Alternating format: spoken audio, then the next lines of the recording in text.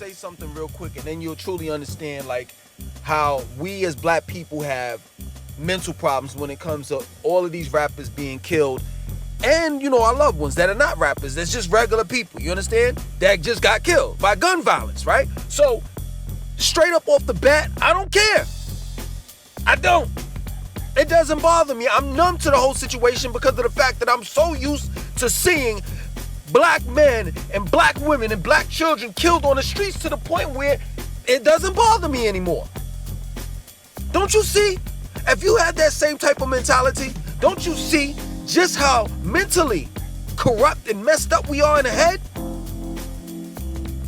That it's to the point where we really, truly don't give a fuck. And to a certain extent, when do we have the time to care? That's a reality. When do we have the time to care? I was looking on YouTube, right? And it said, I was seeing, it's part 1 and part 2, right? Of rappers that died in 2021, right? I'm not lying. So the video went like this. And then it said Little Schmirka or something, right? January the 1st. Then the other one, and that was little Berkey Boy, January the 2nd. Like, these dudes are dying, if not on the same day, back to back to back to back to back. And it's crazy. Like, so say for example this. They're saying, you know what? We gotta get these young kids to feel bad and to go through this stress of having their young rappers die, right? By the hands of gun violence. You know what? We leaving out the old heads. Let's start killing off the old rappers. DMX, Prince Marky D. And the list goes on. Your man, Black Rob. And it's crazy. So the young rappers are dying off of gun violence, and the old rappers, the old heads are dying off of health issues. You telling me in 2021 that the average black man and the black woman that's in the hip hop culture are just living in black neighborhoods and not going through any type of mental stress right now? Yo, I know a lot of people that truly looked up to DMX, that really looked up to DMX, and when he died, that was their Superman. Like, we hold rappers at a high, you know what I'm saying? Like we put them in high positions. We admire them. We adore them. They live the type of lifestyles that we wish that we could live. So when you see one of your rappers die, you're like, seriously, you really thought that this man or woman is invincible. That can't nothing stop him. I know you think that way because I used to think that way. When Tupac got shot for the second time, I said, oh man, please. They shot off one of his testicles the first time and he survived. This second time is nothing. When he didn't make it out, we were crushed. And then months later, Biggie died. And this type of shit weighs heavy in our community. Because technically, we've never sat down with anybody to vent our feelings out. In other words, we don't know how to prepare for death. And when death comes, we don't know how to handle it. We just shut down and just become this steel wall, this brick wall that can't express our feelings. And it's crazy, man. And our rappers are dropping dead one by one. And the white rock and roll singers, still alive. Country singers, white country singers, still alive. Mick Jagger looked like somebody threw him up. He just looked like a pile of pink throw up with hair. That man is like 888 years old. 888,000 years old. And he's still touring. DMX died at 50 years old. 50! Black Rob died days after him.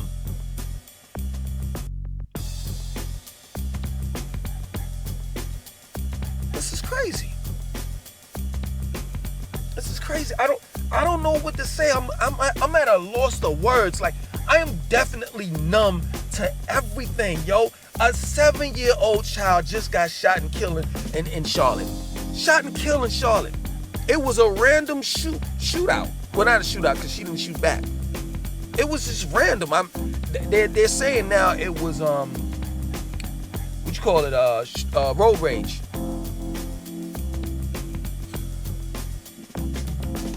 I don't know what to say, man. I mean, as you can see, you know, I'm setting the setting. The environment is perfect. It's raining outside. It's gloomy, and I'm talking about some gloomy, sad shit. And it's sad. Every time I talk about black people, it's always negative. It's always negative, and it's frustrating at times. It pisses me off that I'm part of a race that is just so self-destructive. You know, 2 out of all of those rappers, like about 20-something rappers died this year, if y'all don't know. I mean, of course, you know, DMX, you know, Black Rob, Prince Marky D, those are the headliners. Those are the top dogs. You know, King Von, no, he died last year. I don't know. But you understand where I'm coming from. Those are the people that everybody know. I'm talking about local rappers that died. Like a lot of Tampa rappers died. Of course, I mean, that ain't a no-brainer. You know, Chicago rappers died. The locals, like, you know, in Chicago, Tampa, Houston. I saw a lot of Tampa, Houston, Chicago, and where else? I think New Orleans. Out of all of those rappers, I think 2 of them were white that died, and one of them died by suicide, and the other one died in a car wreck.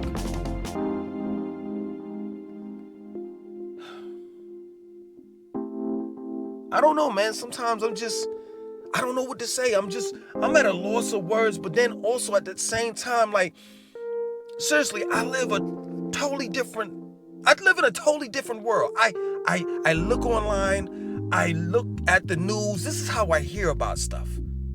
I don't see this in my neighborhood. I don't go out in different parts of towns to know what's going on. I don't have my ear to the streets in that sense. I'm not directly related to the streets in that sense. Like, I'm not driving to, like, say for example, Betty's Ford and talking to, you know, the locals or the people that's there. I got a homeboy, you know what I'm saying? It's like, yo, I'm shooting shit while I'm smoking a blunt. That's not how I'm connected. You know what I'm saying? I find out about this stuff just like you may have found out about it, like, you know, on the news or online, on YouTube and stuff like that. But outside of that, I'm really disconnected when it comes to death.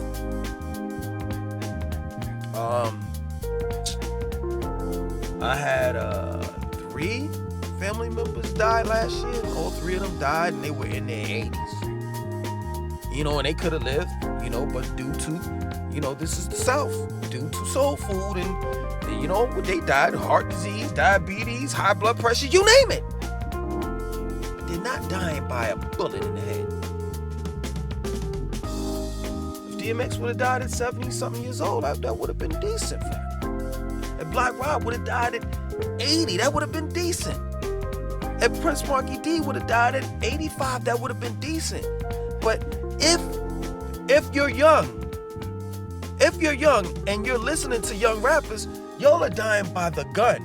If you're an old head such as myself and you're listening to the old head rappers, we're dying based on our health conditions, which is no different. We're dying, period.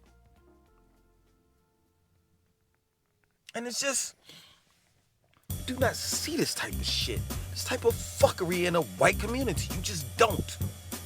And we can make all the excuses, and a lot of the excuses are justifiable. When you know right, you do right. But not in this case. Some people know right and they do wrong, purposely.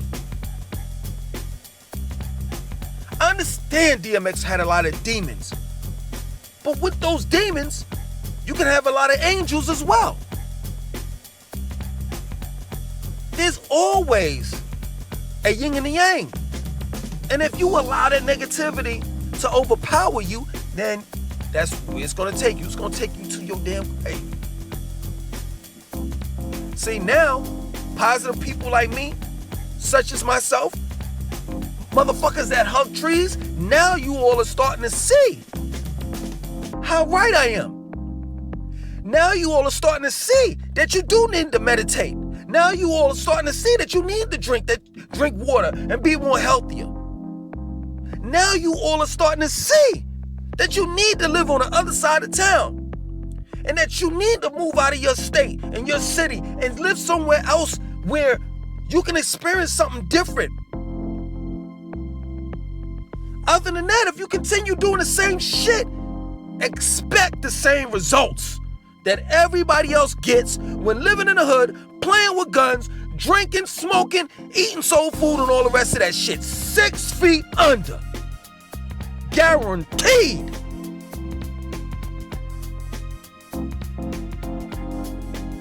You can't take that back once it's done. Once your life is gone, you can't take it back. That plain and simple. I fuck around with my guns every now and then when I'm in the house. Taking heat, I practice gun safety. But I fuck around with them every now and then because it's just something, if for those that have firearms, you all know what I'm talking about. Every now and then you play around with your guns, not in a negative way, you just fuck with them. Because it's yours and you admire, you like them, you bought them for a purpose. You bought them to protect and defend you and your family, but you like being around them, you know what I'm saying? Like a gun is like a dog with teeth, right? It won't attack unless you push that trigger. Same thing with a dog. If you don't say, a disciplined dog, if you don't say, get him, sick him, he's not going to do anything. He's going to be very docile, humble. Same thing with a gun. If you don't cock that shit back and have one in the chamber and pull that trigger, hey, guns are not dangerous when they don't have one in the chamber. So every now and then I play with it, and I sit back at times, man. It's late at night, everybody's asleep. I sit back at times and I'm shaking my head because, man, y'all just don't know how dangerous firearms truly are. You just don't know. I go to the range and I shoot off my firearm, and I say to myself, man, these kids, just the sound of it. For those that don't go to the range, and you in the streets, you asking for trouble. You asking for trouble. I'm not telling you to shoot anybody. Shoot anyone. I'm not telling you anything. I'm just telling you, if you have a legal firearm and you don't know how to use it, you don't know how to aim, that's where you get you aiming at someone and shooting a civilian. That's how that happens. Because you didn't practice. You're on your aim. But I go to the gun range all the time and I just scratch my head because it's like just the sound. You have to wear, we call them eyes and ears. You have to wear headphones and glasses from the projectiles that's coming out of your gun that may hit you, and they're hot. Like I wore a tank top one time and got burnt on my shoulder. My daughter recently, about a month ago, wore a tank top and she got burnt on her chest. But just hearing the sound of an AR-15, boom, boom, can scare the living shit out of you. But this is what some of these dudes are carrying out in the streets.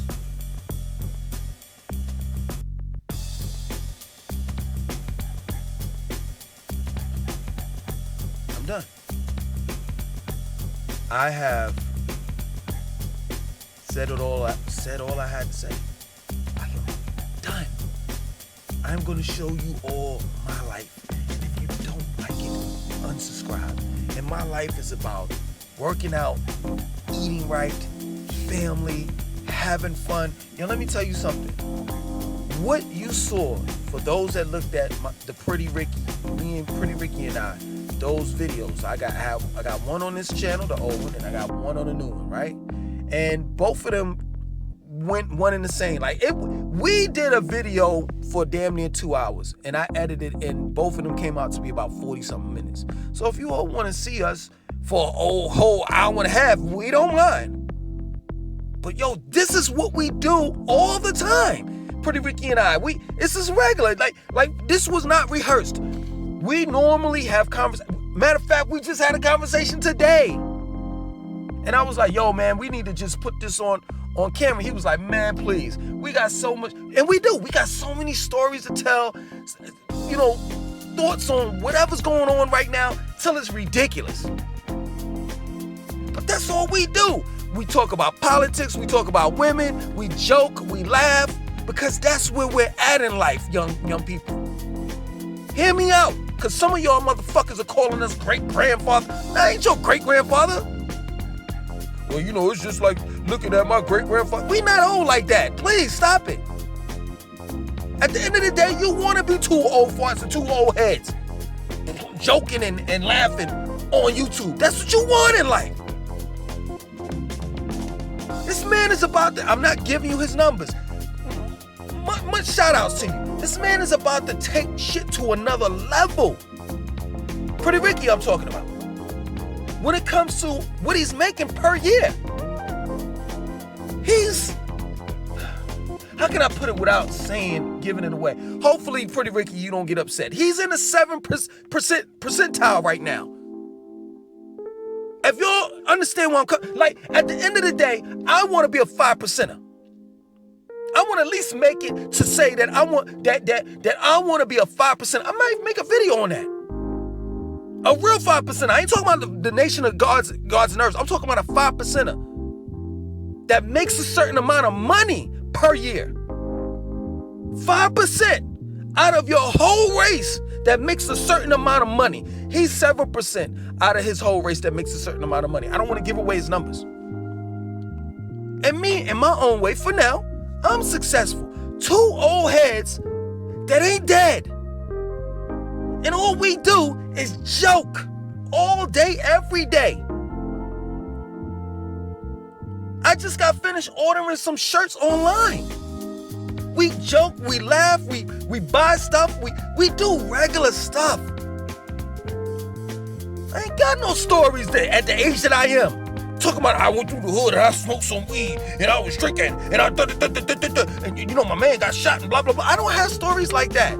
I just don't.